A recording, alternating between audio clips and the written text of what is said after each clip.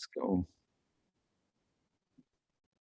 Hello, everybody. Hi, Mas. We are on this. Hi, Mas. We're on this video today. We will talk about a great podcast. So this is actually the first video we're doing for CoPC, the Conflict Transformation, Peacebuilding and Security Network, that has been launched on LinkedIn and now has some other channels that we added to the network. And one of them is YouTube. So it's actually our very first video that we have on YouTube. It's a kind of video podcast, however we want to call it, and with Mas. And we connected on LinkedIn. So I saw what you're doing with your podcast, The Voices of War. And then we somehow, I don't even remember how it started. We exchanged some messages and then met online and immediately said, no, we have to do something together. It fits perfectly well with the idea of the CoPC network and the YouTube channel, which is to promote good initiatives as yours, as your podcast. And that's a very good opportunity to start with you as a first content. Yeah, so we met on LinkedIn. We don't really know each other very well. I mean, we connected once online like now, and I mean, I found you a very sympathetic person and very, great person, engaged, and with a very interesting CV and experience. We'll talk about all this, but rather than me introducing you, maybe I dare to push you the ball over, and maybe you want to say a few words about yourself. Yeah, of course. And firstly, thank you for inviting me, Pascal. I'm humbled to be the first person to go onto your live channel or your YouTube channel. I think that's a fantastic initiative. And of course, your group, I've been following it closely, and I've been a member of that group for a number of years now, which I think is how we actually came to chat. It was through the group. Yeah. But yeah, so by way of a quick background, I guess that's relevant to our discussion. I think it's probably useful for me to touch on very briefly on my personal history, because I think that will give the listeners and viewers a little bit of context as to what gave birth to this podcast. So I was born and raised in Bosnia and Sarajevo, and I describe myself as an ethnic Bosnian, non-religious, so not one of the three ethnic groups that were arguably the identities present in the conflict in the 90s. However, I can comfortably say that I was on the receiving end. So, I was inside the city of Sarajevo, inside the besieged city of Sarajevo. There was a victim of a pretty severe aggression, and I think held the record for the longest siege in modern history. However, I was quite lucky that myself, mum, and my brother, we actually got out of Sarajevo pretty early in the war. We were only there for a couple of months.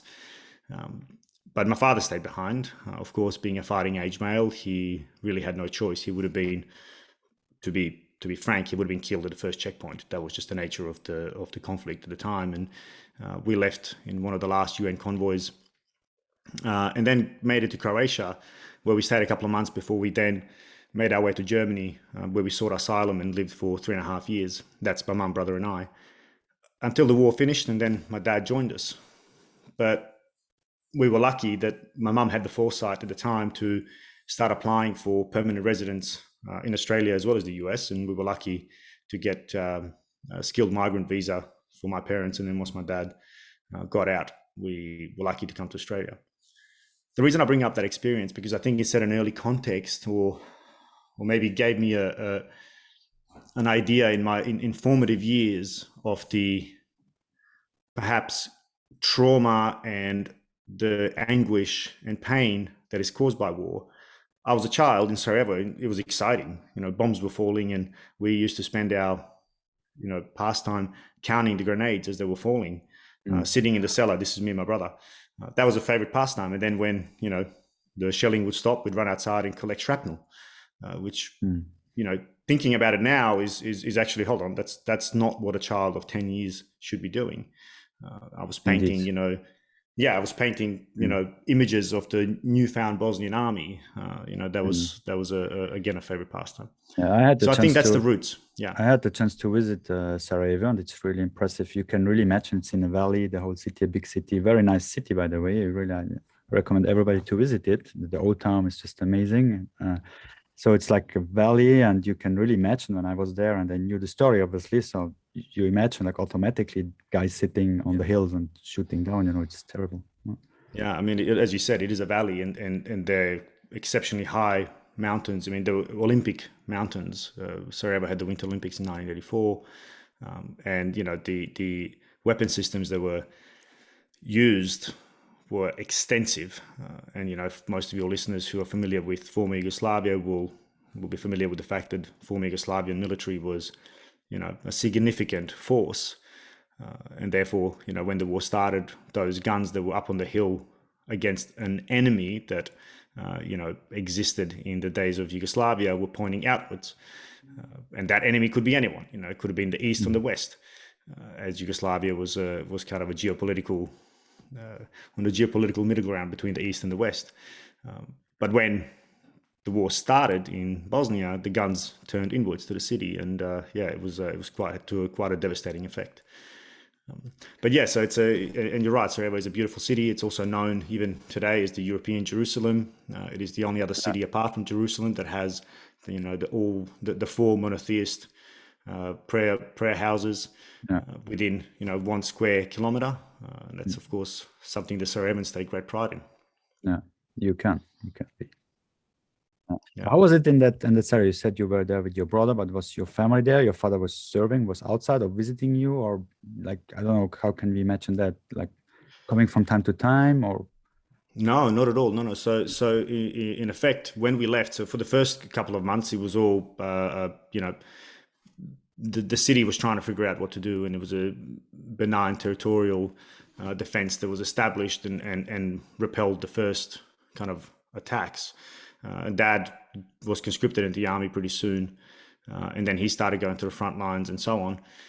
Being an engineer, he also supported a lot of the weapon designs, and when I say weapon design, I mean genuinely they were making weapons out of nothing, literally, out of pipes and so on. So he did some of that, but then once we got out, for that first year while we were in Germany, we had zero contact whatsoever, until suddenly one morning he broke through. And of course we had a couple of scary moments where we saw, every night while we were in Germany, of course we were watching the news and watching for any news of him.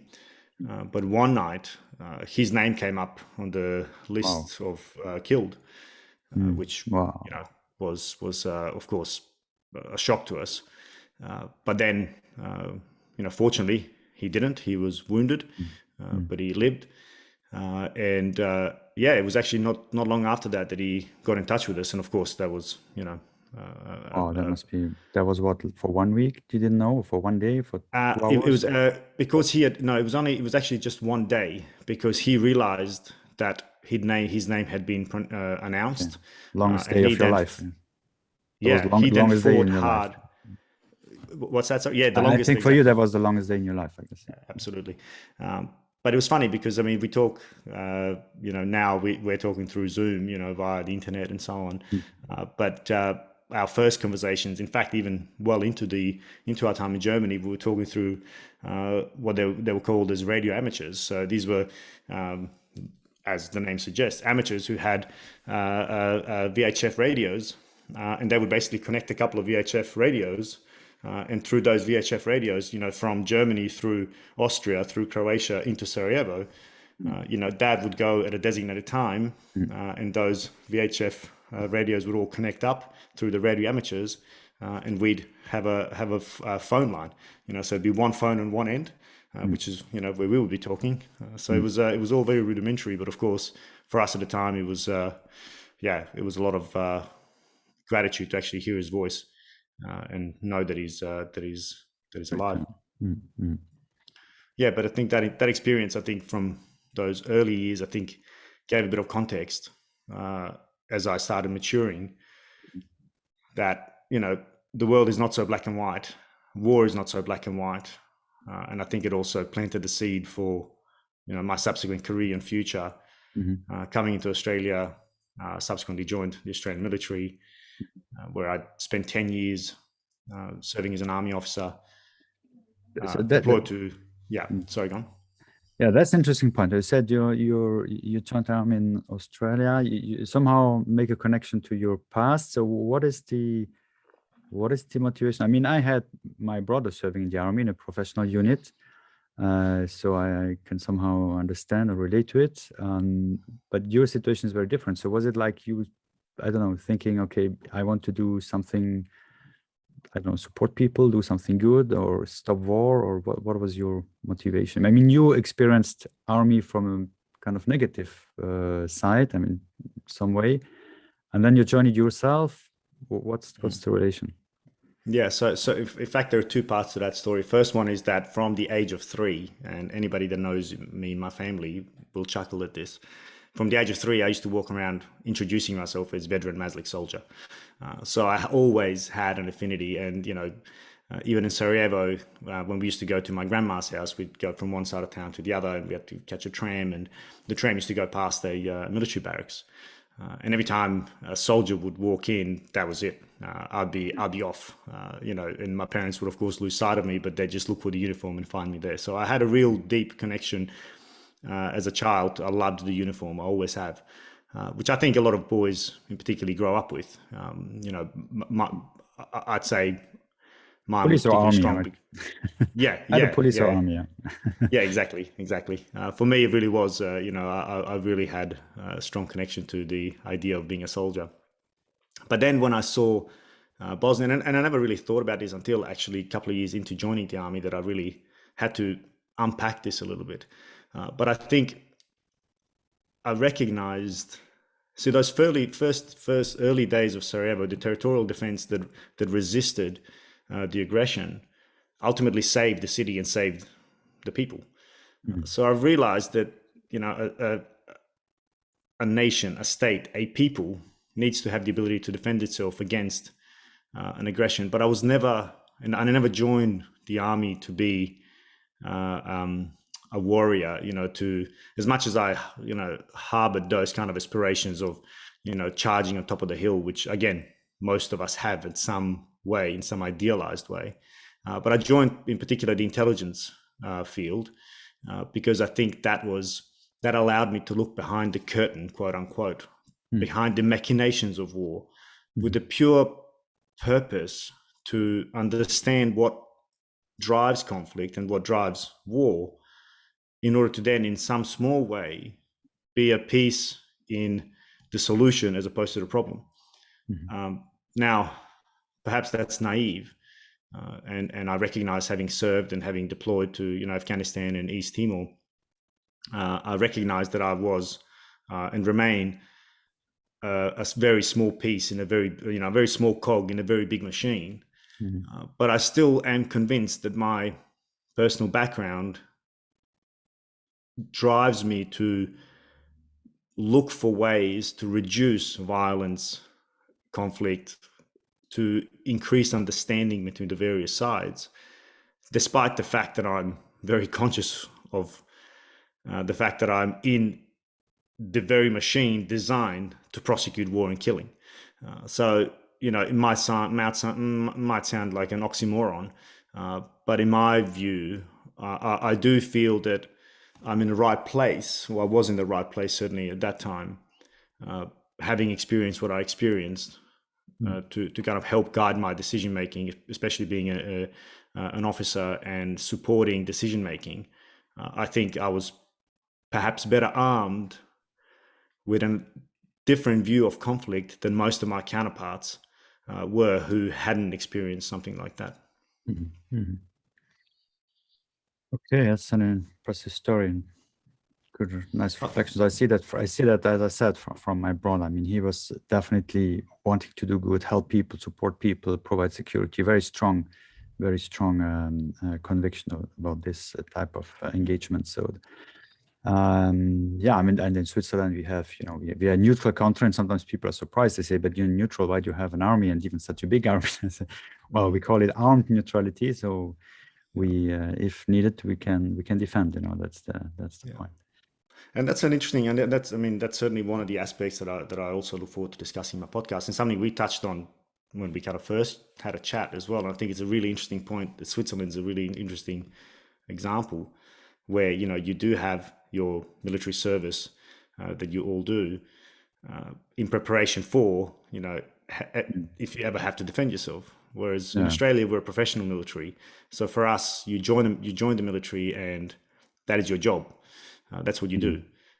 Which and there are two schools of thought here, and I think we briefly touched on this when we had a chat. But I think the fact that everybody in Switzerland gets to understand soldiering, even to the rudimentary level, right? Even merely in training, I think there's a much closer, or much better understanding, and a much bigger, a lot more skin in the game, I think, than for civilians in countries that have a professional military. For us, it's rather easy as civilians to send our professional military overseas, because as a civilian population, we don't feel that war. That war is over there, and that's in fact one of the kind of principal motivators of my podcast, is to bring to light the true costs of war through the voices of those who've lived it, and mainly to those who've never been exposed to war, soldiering, never been cold in their life, never heard a gunshot, never been on the receiving end of a howitzer, where your entire world tremors, never heard a sniper shot, those sorts of things. But yeah, sorry, I didn't mean to interrupt you there, but I think it's an interesting case study, I think, Switzerland. Indeed, yeah. I mean, personally, it's a bit theoretical, but I think probably the best solution would be some kind of world police under the UN and no national armies. But that's a bit far away, I guess. I'd hesitate to say that it's probably some time away yet. But yeah, I mean, again, there's a lot of research suggesting that we're growing into bigger and bigger communities and breaking borders, even though we've had some resurgence over the last decade or so. But yeah, I agree. And then, so you went to Croatia, from there to Germany, and then? And then we were lucky to migrate to Australia. So I bounced around trying to figure out my own identity and my sense of self. So I was 14 when I came to Australia, obviously finished my high school. And there were some interesting years, I think, trying to figure out who I was and how to blend these various identities into a new Australian identity. But yeah, then after, some trials and tribulations of, civilian university, I then actually said, no, I want to do this. I need to do this because I've been talking about joining the military, but as you can appreciate, both my parents, particularly my dad, were very much against it. Having gone through our experience, particularly Dad, who's been on the front lines for 3.5 years, he was certainly very opposed to it. But needless to say, after a couple of years in, he realized that the Australian military is something very different. And it is. It really is. You triggered some things. I'm a little bit into intercultural relations and identity issues and so on. So you said that you went to find your identity and you get into the new Australian one. So it's not the main objective of this talk, but it triggered something. So what do you could say now? What's the Australian identity? Or what's your Australian identity? Or how does it connect with your past? Or how is a migrant with your history into Australia? How would you describe such an identity? I mean, that's a really, really strong question. And I must say, it's also fueled a lot of my own studies, having studied communication, interpersonal, intercultural communication, later on. But what is my identity? And I think it is a blend. Without a doubt, the closest thing I have to home is Australia. There's no question of that, because this is where I feel the closest to home. While my Bosnian peers might frown at that, that is my cultural heritage that I hold very close to my heart. There's, again, no question there. And nothing moves me more than Bosnian music that I grew up with. Nothing moves me more. While I will, sing English songs, there's nothing that I will engage with as deeply and emotionally as with Bosnian music. So there is I definitely carry seeds of that identity, and it's certainly there. And I think it shaped a lot of my interpersonal relationships. It certainly shaped a lot of my non-verbal communication. The way I interact with people is very much still part of that the Balkan traits of being very, very tactile in my relationships.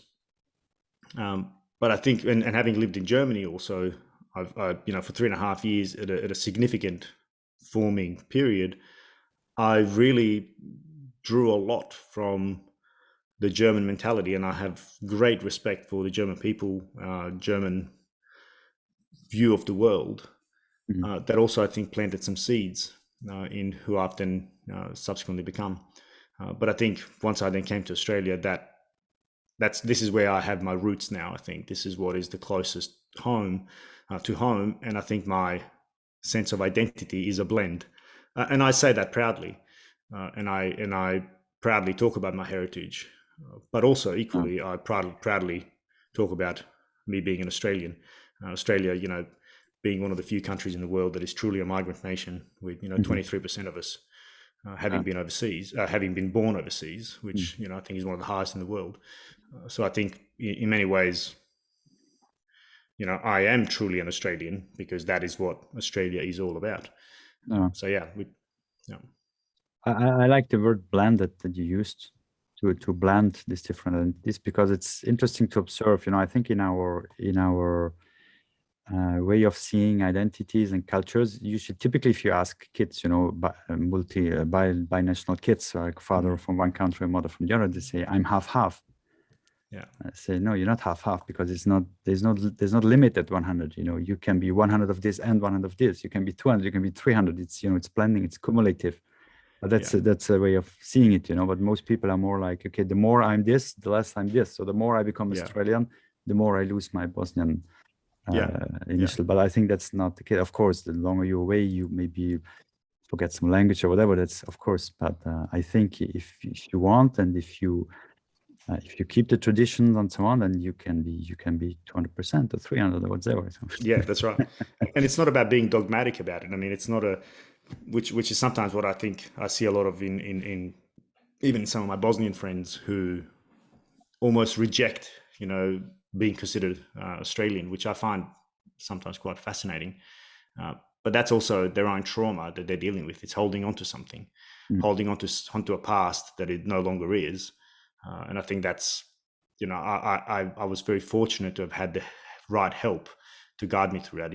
Certainly, especially in the first couple of years joining the military, I had the right type of counseling and advice to help me overcome some of those issues of identity in particular.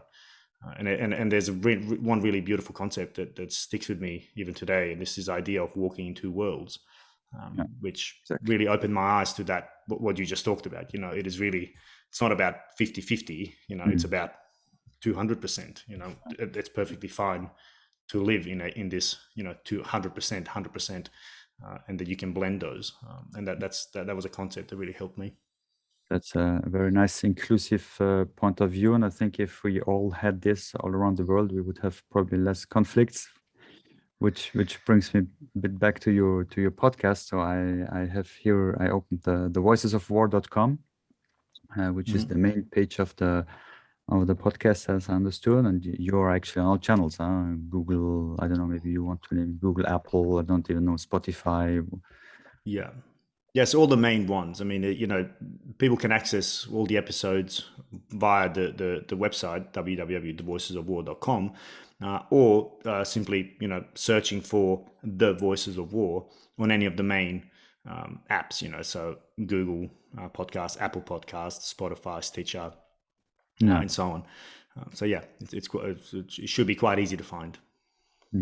How about the logo you choose? I think it fits very well what you're doing at the topic, and it's really, I think, illustrative. I don't know, did you have a specific reflection on it? Was it like automatic, or I was just thinking about it, seeing it now, I thought, it's really illustrative. I mean, to be entirely honest, it happened by just pure coincidence. I was trying to figure out, I wanted to have a blend of something that stands out. So obviously the color, and of course the text is a strong contrast.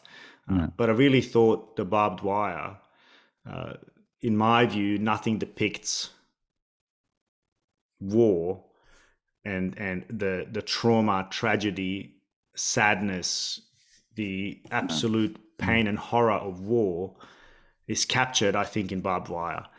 Even the image of barbed wire says so much. So there's not only in the concentration camps, But of course, the barbed wire on the front lines, around the trenches.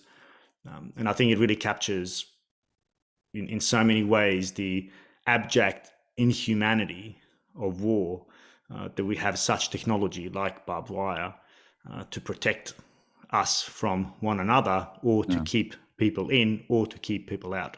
So it kind of visually it spoke to what I was trying to achieve, and it just fit. And when I saw it, I was it just felt like it was the right image, and yeah, so. I'm thankful that you see it as that, because that was my intention, was for it to have a lot of symbolism in it. Absolutely. I mean, the barbed wire, it separates people. It hurts, if you run into it. But so it speaks about many things without using like a terrible photo or something that you two could have done as well. But so yeah. good. So the Voices of War. Who are these Voices of War? Yeah, I mean, it's actually the name that took a while to really nut out, because maybe I'll start by just kind of retelling the idea or the vision of the podcast, and that is to bring to life the true costs of war through the voices of those who've lived it. And my conviction of this, and maybe I just need to finish off a little bit on my past to give some more context, because that will enrich the point I'm about to make. So I was in the military for 10 years, then met my partner in East Timor. We were both deployed. She was also in defense as a civilian. But in 2013, we both decided, okay, it's time to have a bit of a break from the lifestyle of a professional military, which is quite arduous, particularly at that time. Quite frequent deployments, long courses, always away from home, very difficult to have a relationship, or start a relationship. So we decided to If do. it's not too personal, she also Australia? Or she's also Yes, Australian. yeah, Okay. Australian, but born in it's actually an interesting story. She was born in Turkey, but migrated. So her family migrated to Australia when she was 1.5. But as we later found out, we did the DNA test just more for fun than anything else. But as we later found out, she is actually, genetically speaking, more Bosnian than I am, which ended up being quite a joke in the household. Because what they thought that they were part of, the Ottoman Empire that conquered, of course, big chunk of Europe, and of course Bosnia, and then with the annexation by Austro-Hungary, many Turks went back to Turkey. Well, they thought that they knew that they had some links to Bosnia in their kind of lineage, but they thought that they were the conquering Turks going back. Well, no, it turns out that in fact they were also Bosnian refugees going to Turkey. So it's actually quite funny. But both her grandmothers even now have some phrases in Bosnian that their mothers passed on to them.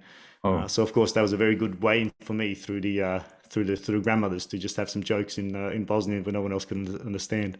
That's a nice story. And it really kind of we were all blown away by that, really, because her heritage is actually quite significant from that part of the world.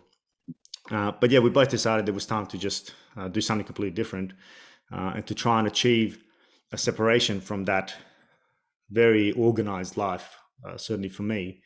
And we decided we'll go back to Bosnia and start a project, a not-for-profit project.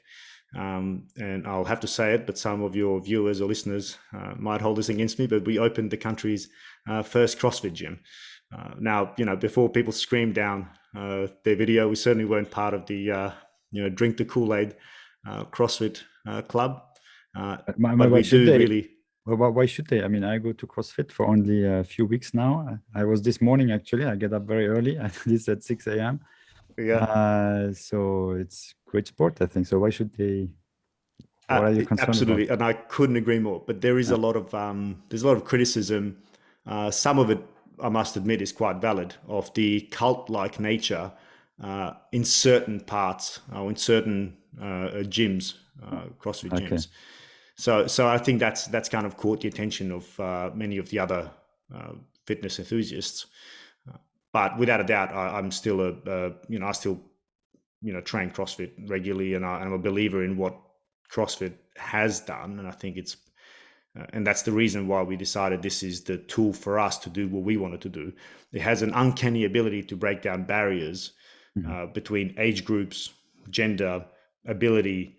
Everybody does the same thing. And as you know, someone who's recently started, everybody does the same thing. It's just the intensity level is adjusted by the weights one uses or the speed one completes their assigned exercises in. But the power of everybody training together, and of course, there's the mutual supporting nature of the sport, where when you finish, everybody gives high fives. And there's, of course, in fact, there's a lot of research behind CrossFit and why it's become the global phenomenon that it has. And this is one of those aspects that it doesn't matter if you're 16 or 60, you can all train together. And that's what we decided was going to be our tool to go to Bosnia and open the first in the country, because we were both training CrossFit. And we recognized that this ability to build a community. So we decided we'll go to Bosnia, open the gym to try and build bridges between the severed links of the ethnic groups, but also using our international profile, quote unquote, to bring in a lot of foreigners in as well, to kind of build a community of like-minded individuals, and using the sport of CrossFit as the kind of pillar to then go and do some community projects. So we did a lot of charity work for kids with autism, kids with cancer, the SOS Children's Village. We supported them for a couple of years quite extensively. And the connection was the connection between this and the sport was that you used the funding from there, or it was the same people did sports and then other projects beside, or what was that's right. Yeah, okay. So it was the members themselves. So it was some of the events were member initiated, and we as a club would provide some funding for it. We'd cover some of the costs for, say, registrations for the Sarajevo Half Marathon. So we as the club would front some money and also donate some money. But of course, Essen, my other half, who I should have introduced earlier, but yeah, my other half is Essen, we would do some challenges, right? So one year she did 1,600 and something burpees, where she was getting money for every burpee that she did. And of course, our members were the ones donating the money, and we filmed it. And of course, it was a little bit of fun because, there's something slightly pleasurable about watching your coach, the one who gets you to do all of these things and puts you through pain every single day. There's something pleasurable about watching them in pain. Yeah. I did I think something like 700 burpees in a full fireman's suit with a helmet and the tank. So just some might say stupid things, or we ran the Sarajevo burpee. Maybe to the non-initiated, you have to explain a burpee. So burpee, in essence, is a push-up on steroids, right? So you go down into a push-up position, but then you also have to jump up, and clap your hands above your head. For anybody that's uninitiated, I challenge them to do 10, just to see what it does to their heart rate in their lungs. But yeah, so doing those types of numbers under those type of conditions, you certainly feel it. And we filmed it, of course, and that was fun for our. Still available. Yeah, of course they are. They're all available on the website of the CrossFit Sarajevo Facebook page. Okay. So it's still existing. Yeah, it still exists. Yeah. So we handed it over to someone who had a similar vision. In fact, it was recently handed over to a new person who also has a similar vision. Great. But one of the things, it was look, for us, we were there. We were in Sarajevo for nearly 3.5 years, but we managed and owned the club for 2.5 because it took us quite some time to set it up. A reason more for me to go to Sarajevo again. Absolutely. And there's something very special about CrossFit Sarajevo, not only because of its founding vision and its founding group of people and the coaches and so on, but also because it's inside the Olympic Stadium, which is quite rare for any CrossFit gym around the world to have its own Olympic track. As a 400-meter track, which, as you know, and any other listeners, you run along the street, Yeah, that's right. You run along the street, around the block. Whereas we'd run out into the Olympic Stadium, with right underneath the cauldron, and the cauldron is still there. So there was something very special about that, and I think that was part of the idea and vision, is to breathe back some of that sporting spirit into a country that has suffered so much, and a country that still suffers so much, but it has such a wonderful spirit, a sporting spirit. You don't need to look far to, just by looking at the surnames, you can find a lot of heritage in various sports from not just Bosnia, but the Balkans.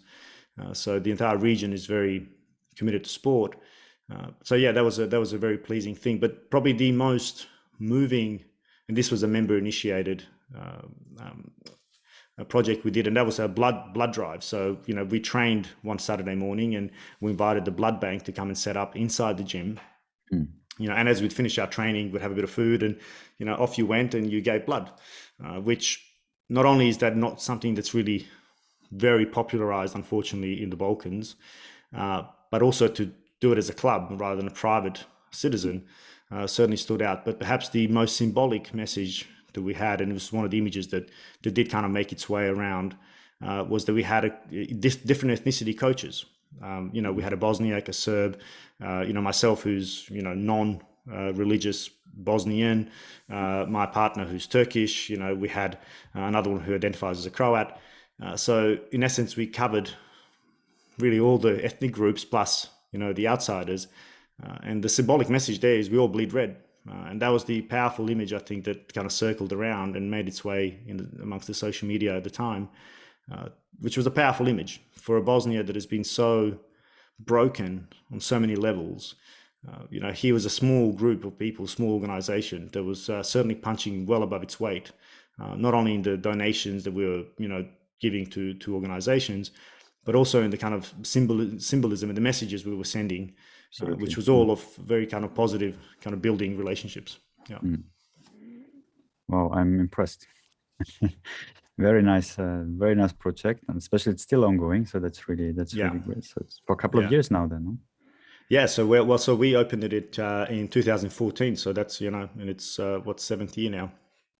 So it's going strong, and there's now 3 or 4 different CrossFit gyms in Sarajevo and in the country. And in fact, a lot of those that have then gone to open their own gyms were either members of ours or coaches of ours, which again is something that we're very pleased with, that we helped kind of build a cadre of what we consider healthy-minded, healthy-spirited coaches who would embrace a similar spirit of, building and trying to help build, healthy lifestyles within like-minded people, rather than try to seek the macho, how much can you lift type attitudes, which certainly exist and certainly exist in the Balkans, but exist everywhere else. So we're actually very proud of that fact. Yeah. Good. So, well, in my chapter, it's not the case neither. So, but that's great to hear. Yeah. Good. So, going back to the podcast. So, there was so far you were starting explaining a little bit whose voices are these, the voices of war. You have now the recent episodes are focused on Afghanistan with the news we all know about. But you have many, actually. How many episodes do you have? So 23 now, and 24th about to come out. But yeah, you're right. The kind of more recent ones are very Afghanistan focused, and I think that's just in response to the crisis unfolding.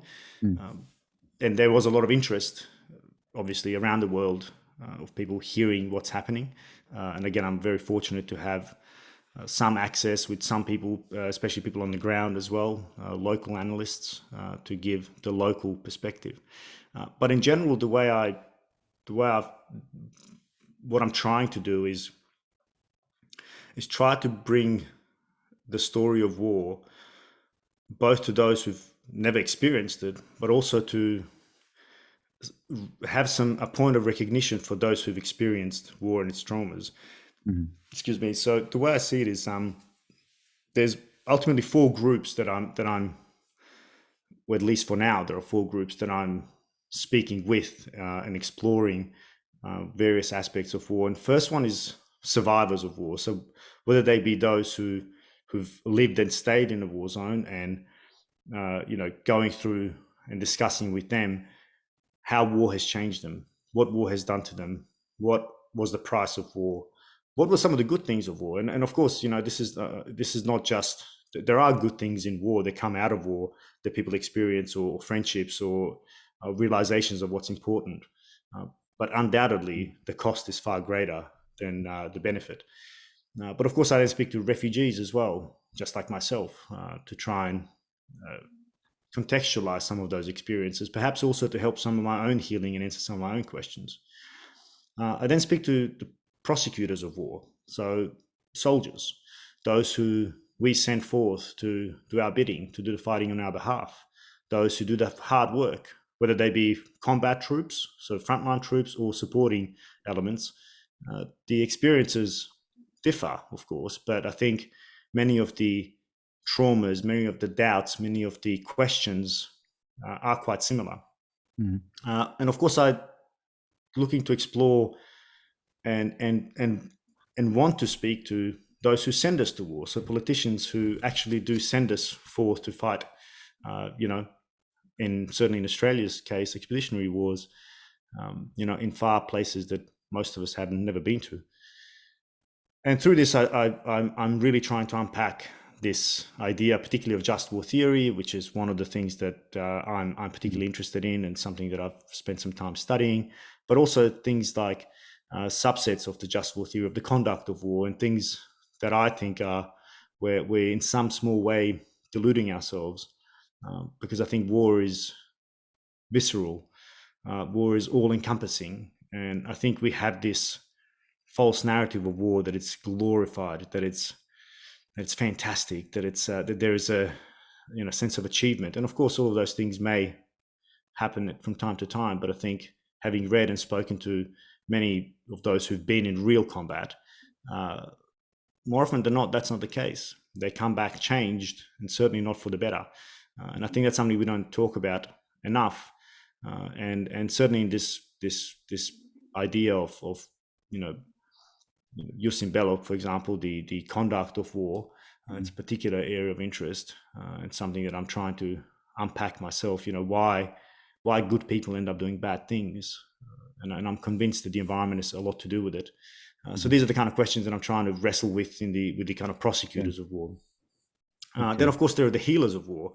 That's another big dimension, and my eyes were open to this. So after Sarajevo, we went to Sweden, where I studied for a couple of years, in Essen worked, and then I was lucky to go and spend nearly 8 months in Iraq as a country manager for a British development organization. So we had a bunch of interesting projects, kind of decentralization of governance projects, some strategic communication projects, and also some intelligence projects that we're overseeing. But one of the things that I realized is that even this, and I partially jokingly, but almost also seriously, I refer to it as the post-violent conflict industrial complex. So we all know about the military-industrial complex. Well, this is about the post-violent conflict industrial complex, because the sheer amount of money that is spent and resources that is spent in rebuilding a country post-conflict is something that my eyes were open to, and I just never understood and realized. And I want to understand that. Because it's yeah, I mean, I'm also into it to some extent through NGOs and so, but I think we can say to some extent it's a business also. That's absolutely. And I was fortunate or unfortunate, I'm not quite sure, that the company I worked for was it went bankrupt through some what I consider to be grossly unethical practices. So in many ways, I'm kind of glad that it did collapse, although many people paid the price, and certainly not those who should have. Many people who, that's right. So people who were out in the field, local nationals who worked for the organization, were left without months and months of salaries. But that is the nature of it. But it certainly opened my eyes to that industry. And of course, to some of its potential flaws. There's plenty of good people and lots of good work being done, but I think it pays for us to get a better understanding of what this entire industry actually achieves, and that's what I'm trying to do. I'm trying to shed some light on the good work, but also on some of the challenges that exist, and whether there's any way to kind of unpack that. Probably one part of the problem is the challenge is huge. I mean, if you want to, let's call it pacifying a nation or a country, it's just a huge task. And I think it should be as much as possible domestically done, the domestical engagement, local ownership, and so on. Yeah. I mean, what you were referring to just before with the NGO is more individual misbehavior, however you want to call it. That's of course a very specific problem that you have everywhere in any kind of industry. Yeah, then you have the fact that it's somehow a business in a sense, or people are running for funding, and that's a bit in the structure of it. You know, you have the receivers, you have the supporters, very often in the global north, let's call it this way, and then you have the funders, and they're competing for funders and so on. I mean, I experienced this also sometimes, and that's yeah. I mean, that's part of the game. I don't know. It's not now the moment to think about this. I don't know how to do it better, but that's how it is currently. So there are some challenges, definitely some auto-criticism. But the other very important thing is that's just a huge task. I mean, how do you want to reform a society, or it's whatever happens. I mean, it can go well for 1 year or two, and then something happens, a putsch or whatever, or a new force comes up, and all the investments are gone. That's what they talk about now in Afghanistan. Yeah. I mean, that's you cannot ensure it. It's too big, too many dynamics to Yeah. But that doesn't mean we should not do it. I think I'm very convinced of this as well. So we should still try to do good and help and support, and with a lot of principles and ethical guidelines, of course. Yeah, exactly, and I couldn't agree more with you. And I think that's probably an important point to just kind of double tap on, because it really is. I'm certainly not against in any way of the development industry. I think it's a noble industry, and by and large, the overwhelming majority of people that do the work do it with the right intentions. I think it's again, like everywhere else, it's the small number of people that perhaps have a disproportionate impact on and cause reputational damage when it's not necessarily justified. But it's certainly something that I'm keen to explore and speak with people about. For me, myself, to learn better about it, and also to share those insights with people in this industry who I'm sure are having the same questions. And I've certainly spoken to, even you yourself, who's been in that industry, have just said that you've seen it yourself. So it's certainly nothing new. It's a lot of us are aware of it. Also, maybe I have to ask, I'm sorry, but I think it's also probably the expectations are maybe higher, because you call it a noble field or noble industries. So, and I think the expectations are higher because you see similar problems in private areas, private industries, and so on. But I think here it's maybe the expectations are higher. It's like you have higher expectations towards a doctor than towards your plumber, I guess, or whatever. I mean, it's just about what you self give as intention. We want to we want to be good guys and help and support. And then if it doesn't work, it means it's how to say. The downside is much higher and worse if you come with a higher expectations and higher intentions, maybe. And just to stress as well on that, I'm certainly not against people making money in the industry. Right? I just want to underline that, because lest it be misunderstood, because I don't necessarily think that there's anything wrong with even getting rich off those types of projects. But I'm quite agnostic over that. I've got no, I think if that's an incentive, that's fine. But I think it's more about how the projects are delivered, and then how they're measured, importantly. And that's certainly something that's an aspect.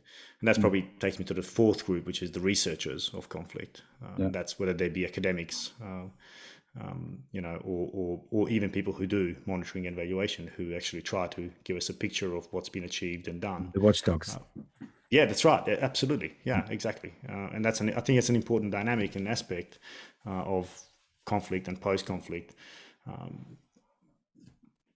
to bring it to our, through reading, through articles, through books, bring it into our consciousness and our discourse.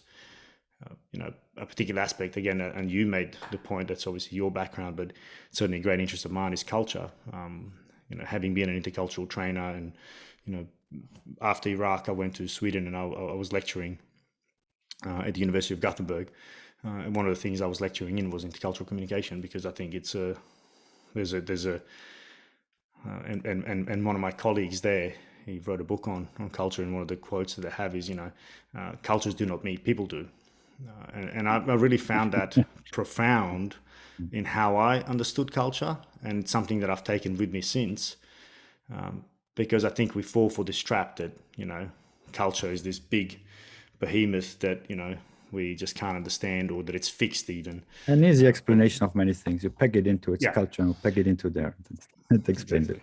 it. Exactly. Yeah. Whereas if you peel it back, if you peel back all the cultural programming, we're all just people. And if you know how to communicate with people, if you know what drives and motivates people, any cultural faux pas you might do will be forgiven. But that takes time and effort. It takes patience. So.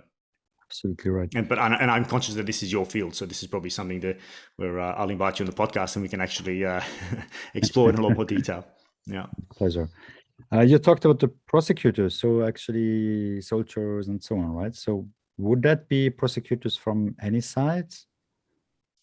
absolutely. And I think it's such a nuanced question, and yeah, well done on zeroing in on that, because that's, I think, a really important point.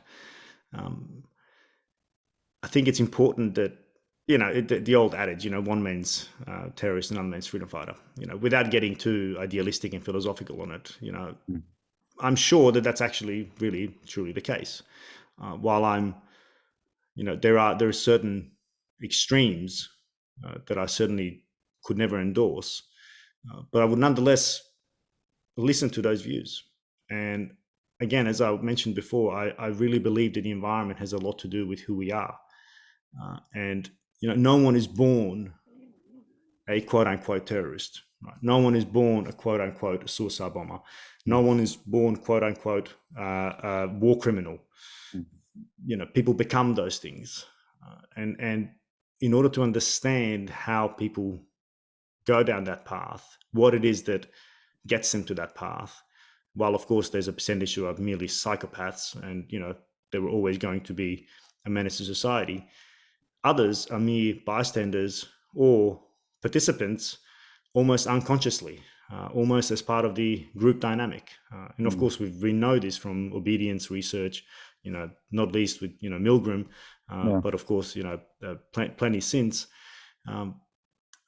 Which is why I think it's really it does us a disservice as a human civilization, not a national identity, but as a civilization, as a species, to not hear those voices and to understand what actually gets people to that point. Because I think interaction, interpersonal, intercultural, international, is a matter of action, reaction, action, reaction. I do something, you will react. I will react to that reaction, and so on and so forth.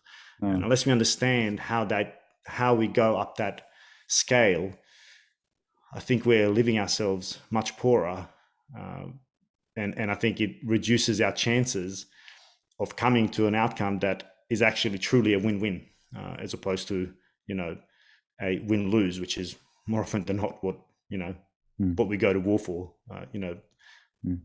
It's about victory. Yeah. Good point. So what do you go for war for? Before you used the term just war, and there are obviously a couple of theories, I think originally more from religious backgrounds, Christian just war theory and others and so on. And yeah, I would be interested to have some reflections from your side on that. Also, I don't even know if this is still something up to date, but when I studied the field, I did one work on R2P, responsibility to protect, that was driven by the Canadians at that time. Yeah. So what do you think about all this? I mean, maybe just for the listeners, R2P was, I don't know, maybe you can explain better, but basically if the state is not able to defend the human rights or even violating the human rights of its own people, other states have the right to invade and to disrespect. And have a responsibility to, exactly. Yeah. And again, I'm certainly in favor of the school of thought of R2P, so responsibility to protect, because there are those, in places where atrocities are being committed, standing by is not being neutral. that doesn't mean being neutral. Oh, don't say that to a means, Swiss. No, I'm fucking well, no, of course, yeah. I'm kidding. No, it's honestly, it's a very. I'm reflecting on this a lot because when I meet people from abroad and they tell me, "But you're neutral. How can you be?" In some situations, yeah, why not thinking about it? But yeah, let's go. Go ahead. But just to make that point, it also doesn't mean going to war. Okay. That is, There can be other ways. Exactly right. So, in accordance with just war theory, one of the tenets of just war theory, there has to be the last resort. Exactly. Now, I'm a proponent of just war theory because it's the best we've got. There isn't one that there isn't a theory that we've come up with that infuses a sense of morality in war as well as just war theory. It's not perfect, obviously. Nothing is, but it's the best we've got. So therefore, I'm a strong supporter of it, which is not to say that we can't unpack it more and therefore hold our leaders to account to the very same theory or the very same tenets of the theory that we hold our soldiers to account for. And what I mean by that is one example. At which point do we say it is the last resort?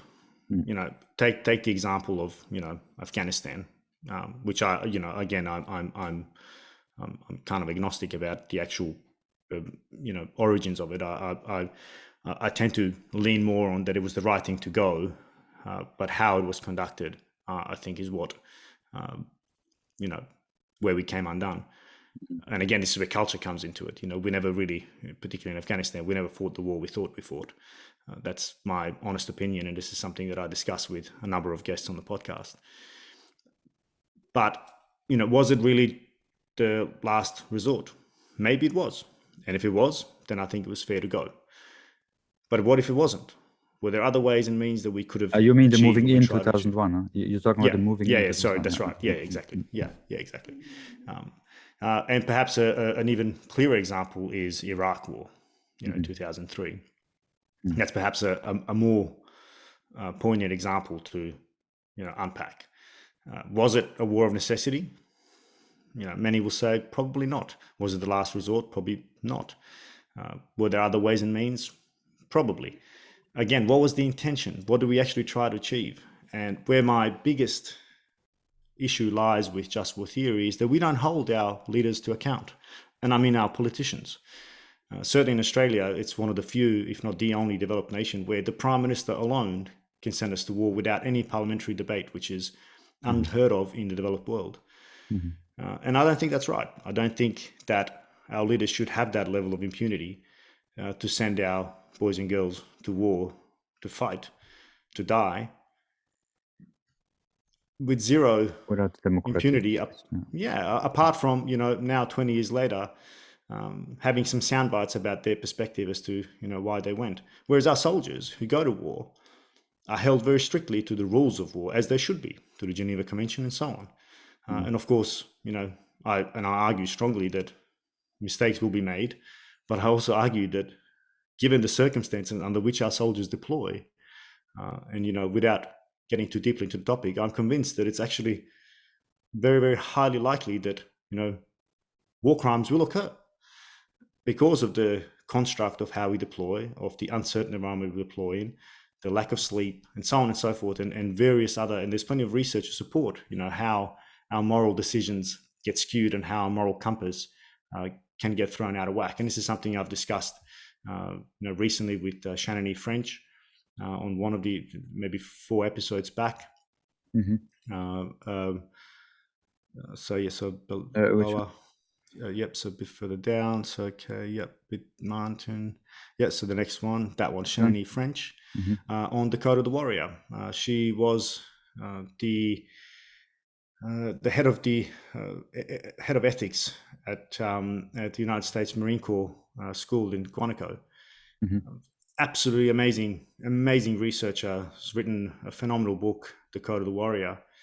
This is something we, for example, discussed at length, and I think we were, in agreement by and large about how the environment of a conflict lends itself perfectly well for that sliding scale of humanity to slowly slowly degrade to the point where, you know, we then ultimately end up dehumanizing the others. And that's if you just scroll up one, the episode after, if you just scroll one up, the episode after Shannon was with David Livingstone Smith, who is the, you know, one of the foremost thinkers on dehumanization.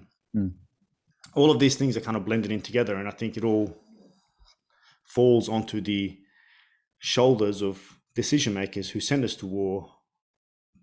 And I argue that we oftentimes go to war way too easily without really understanding. And the decision makers are certainly not the ones that go to war or experience its horrors. So that's you know, and I'm conscious that, you know, I'm also delving into various topics here, but that's kind of the broad area of interest, and certainly when we talk about prosecutors of war and a just war theory, I get the sense that we rely on that a little bit too much as a throwaway, and certainly having been educated in that myself, in just war theory, I get the sense that sometimes it's merely a band-aid as opposed to truly a deeply understood theory that we really truly try to uphold as much as we possibly can. Yeah, I mean, that's what I like a lot about your podcast, how, you know, your own vision and how you really go to the deep dimensions of war and peace and conflict and the ethics, and it's really broad, and I think that's what you have to do instead of having just maybe security related analysis. There's much more to it, human dimensions and many more things. So you mentioned the last resort as a criteria for just war. What are some others? So there's proportionality, you know, necessity. You're putting me on the spot now. Just trying to think. There's basically seven principles. Yeah, we don't need all the seven. Just give some idea to the readers; they can check it up also. Necessity, that you're kind of forced to act. You cannot. There is. That's right. Yeah, that it's a necessary war to go and prosecute. Proportionality, that it needs. Yeah, it's another big one. Proportionality. What does proportionality mean? You know, that it needs to be proportionate to the threat.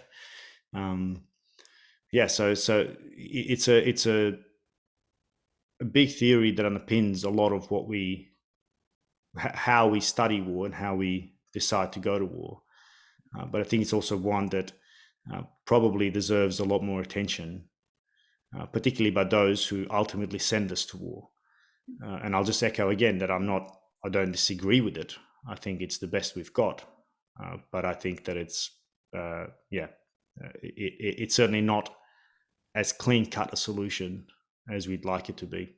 In essence, I mean, I think the last resort is probably the one that speaks to me the most, because I find it very hard to look at many of the wars, and certainly in our recent past, as being the last resort.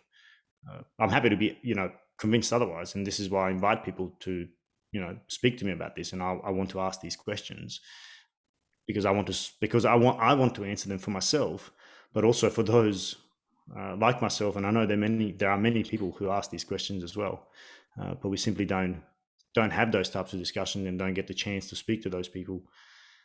And I think a podcast is a fantastic medium for that, which is why my podcast, I also, you know, as you and I spoke offline, I also don't restrict the length of the podcast. You know, some people have said, "Oh, make it, you know, don't make it too long."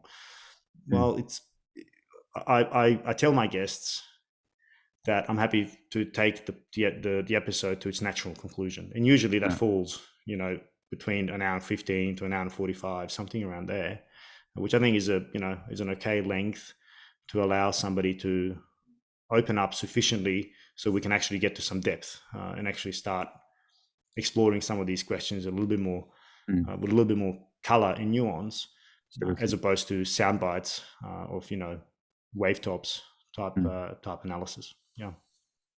So maybe the touching towards the end, as you rightly mentioned it. So a bit the underlying question, which maybe one of the last questions, criteria for just war, is always referring about who comes in, who does what, under which criteria.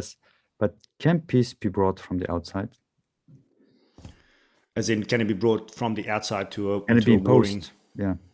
Well, I think mediators are an essential piece of the puzzle.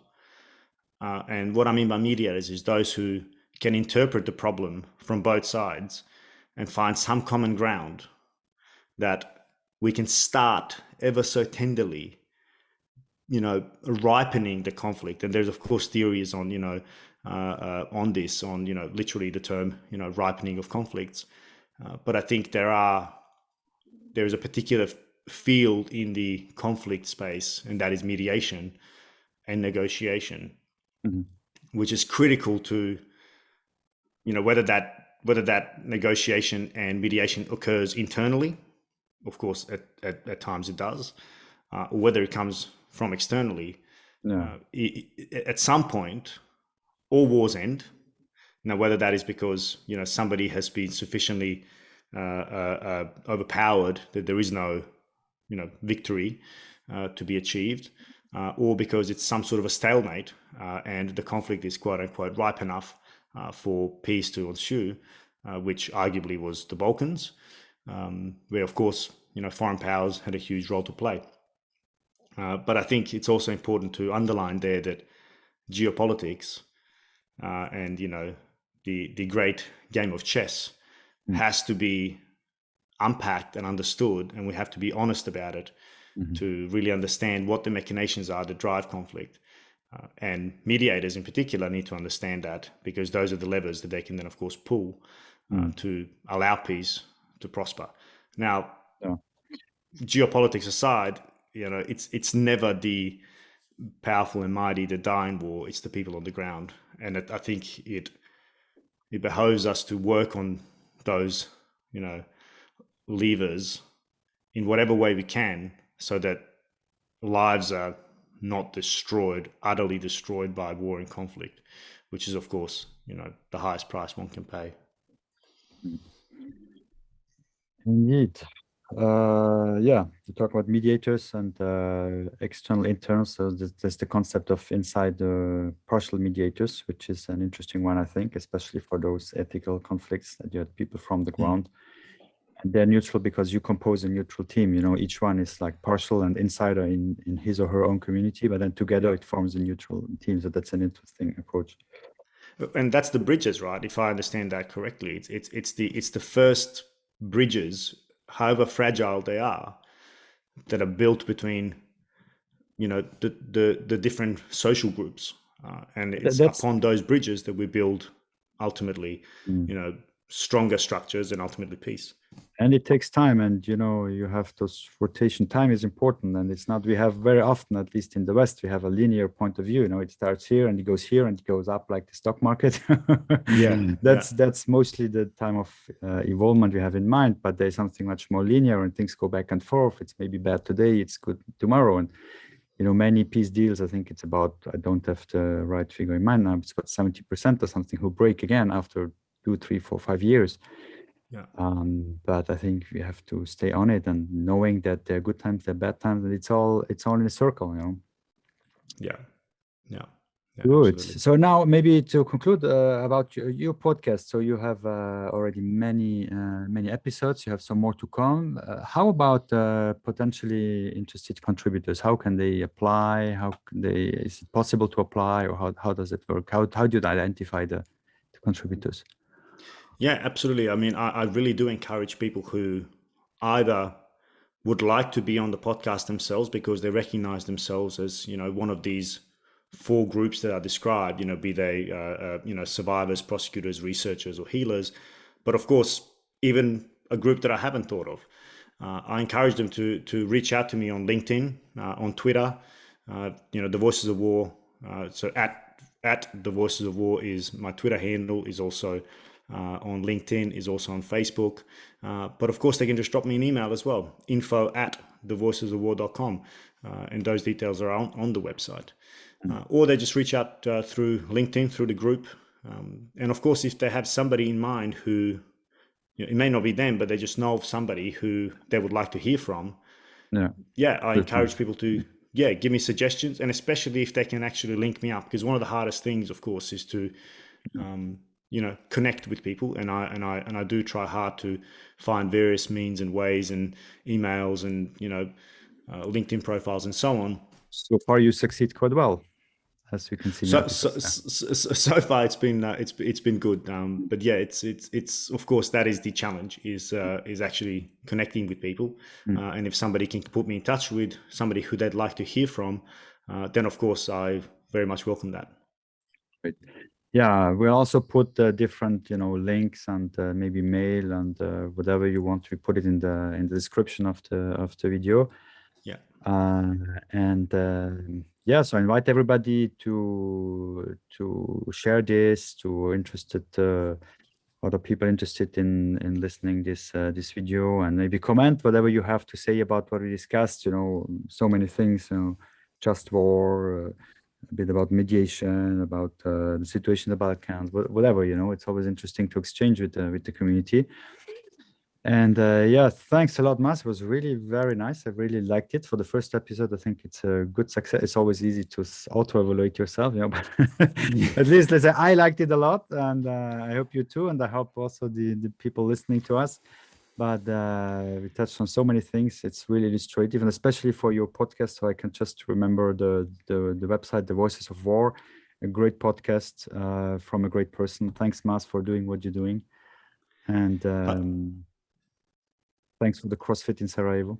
Hey, Pascal, thank you so much for giving me the time. It's been an absolute pleasure, and thank you for letting me talk so much as well. As a host of a podcast, it's often other people that I invite to talk. So I really do appreciate you giving me the chance to express some of my own experiences and how I've come to to start the podcast in the first place. So thank you so much. I hope it helps promoting it a little bit. Great, thank you. Talk to you soon. Thank you. Bye, Mas.